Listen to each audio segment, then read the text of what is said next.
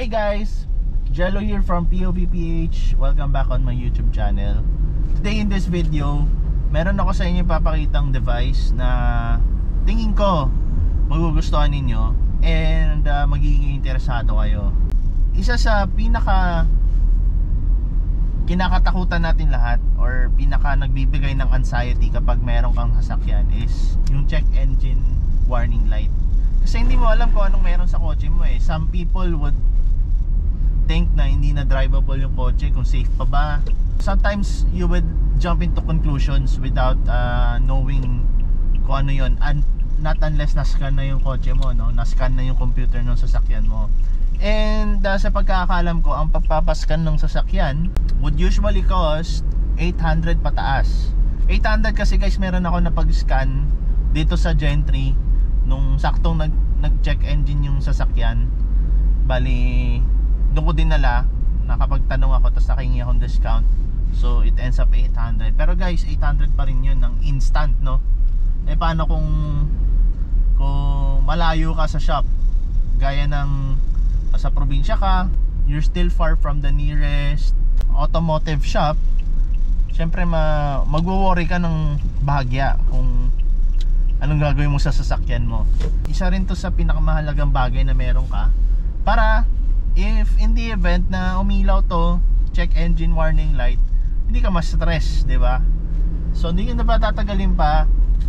The device is called Kingbolen eDiag Elite Car Scanner, Bluetooth scanner guys. It's a diagnostic tool. Isasaksak mo lang to sa OBD port ng sasakyan, and using your phone, it will get all the data of your computer, similar to the common na ng mga car scanners. Guys, kung makikita nyo pa lang, no, ang liit nya, portable na portable. Pwede mo nga ito ilagay lang dito eh. Alam mo yon, lagay mo lang sa glove box ng sasakyan mo kung anong sasakyan na gagamitin mo, ha. O yan, lagay mo sa sasakyan mo para if in the event na nasa biyahe ka, nag-check engine siya, all of a sudden you don't know what to do, meron kang scanner, hindi mo na kailangan tumabi pumunta sa automotive shop para magpa-scan. Yun, syempre aminado naman tayo dito sa Pilipinas, maraming shops na mapagsamantala, lalo na sa mga newbies. So ito yung yung first aid mo sa sasakyan mo guys. It's really important compared to buying accessories ng sasakyan. Mas importanteng bumili ka muna niyan para sigurado na para kang you have your survival items, gaya ng EWD, early warning device, tire inflator, car jump starter, and ito, yun. So i-demo ko sa inyo kung paano to gamitin. Hanap lang tayo ng spot na pwede nating tigilan. Andito nga pala tayo sa loob ng Vermosa, no? Yan, so hindi pa kayo nakakaikot dito. Ito, hope you enjoy the view.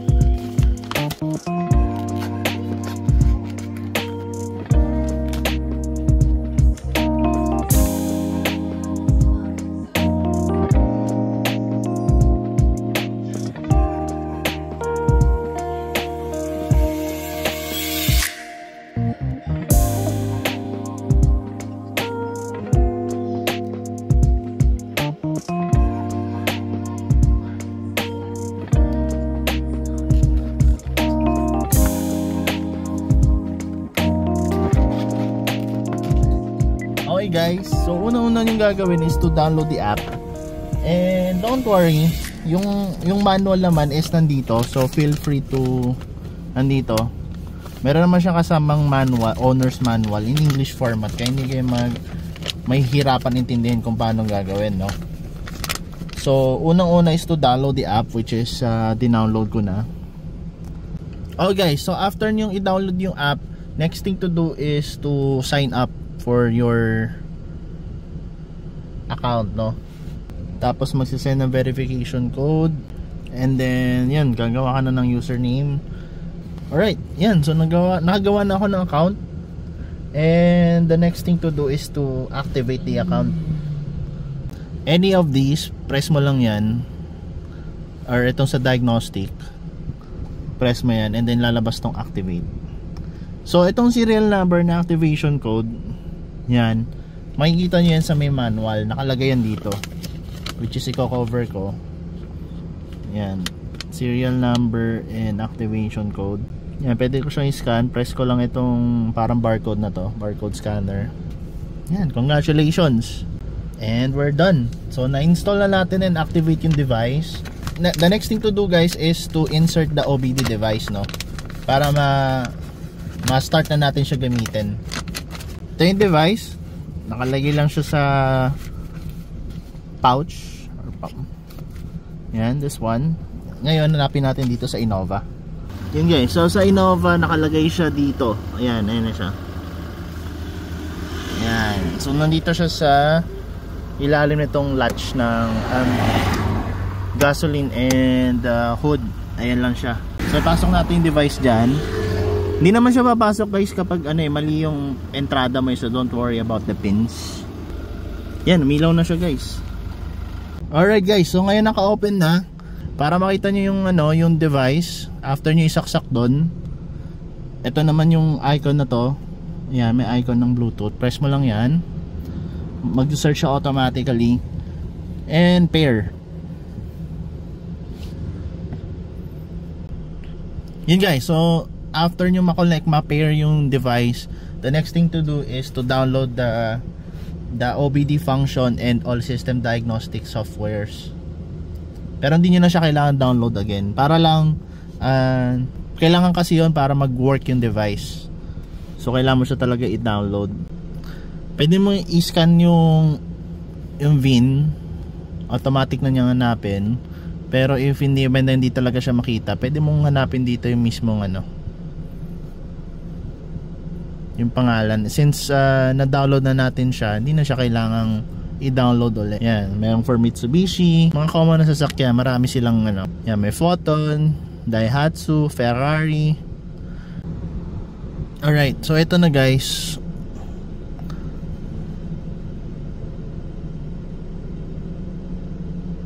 Yan, scan na natin tong Innova.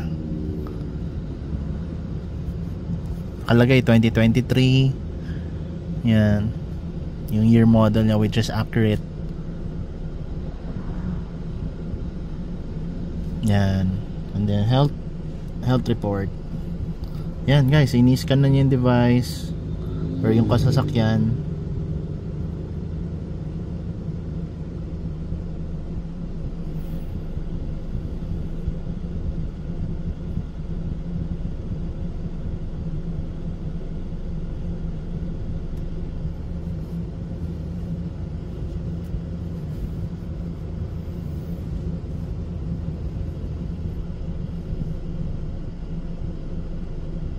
Yan.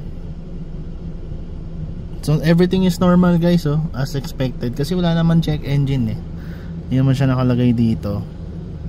So check natin. Yan, wala naman nakalagay ng mga fault. Yan, so that means itong sasakyan natin is okay. So guys, isa pa sa pinakamalupit dito, pwede mo siyang i-generate as PDF. So kunwari nagkaroon ng problema yung sasakyan mo, meron siyang fault. So para hindi mo na babalikan dito sa scanner, mag-scan ka na naman, or screenshot, pwede mo siya i-print. So pe-press mo lang yung report after mo ma-scan. Yan. So pwede mo i-press tong report button. Yan. Magge-generate siya ng PDF. Ito yung pinaka-report. And ayan. tapos generate PDF. Yan.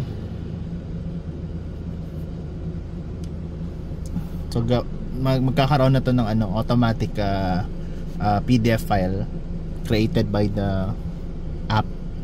Yan. So pwede mo i-clear yung fault codes doon, guys, kasi nga it works like a scanner. It works similar to a car scanners.